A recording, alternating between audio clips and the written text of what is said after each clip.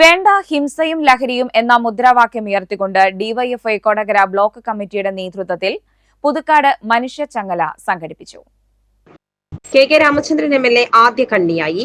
മനുഷ്യച്ചങ്ങലയോടനുബന്ധിച്ച് സംഘടിപ്പിച്ച പൊതുയോഗം ഡിവൈഎഫ്ഐ കേന്ദ്ര കമ്മിറ്റി അംഗം ജെയ്ക് സി തോമസ് ഉദ്ഘാടനം ചെയ്തു.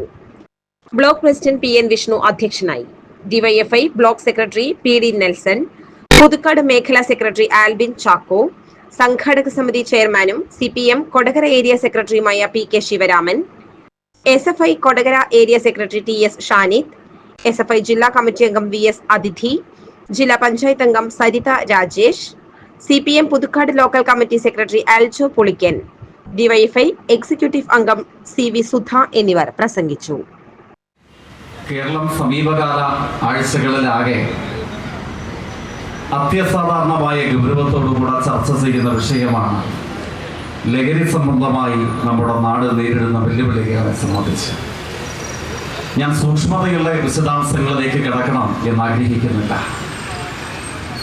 അല്പ ആഴ്ചകൾക്ക് പുറകെ കേരളത്തിൽ നിരവധിയായിട്ടുള്ള ക്രിമിനൽ സ്വഭാവത്തോടു കൂടെയുള്ള സംഭവവികാസങ്ങളുടെ തുടർച്ച നമ്മുടെ നാടിന് സാക്ഷ്യം വഹിക്കുകയുണ്ടായി.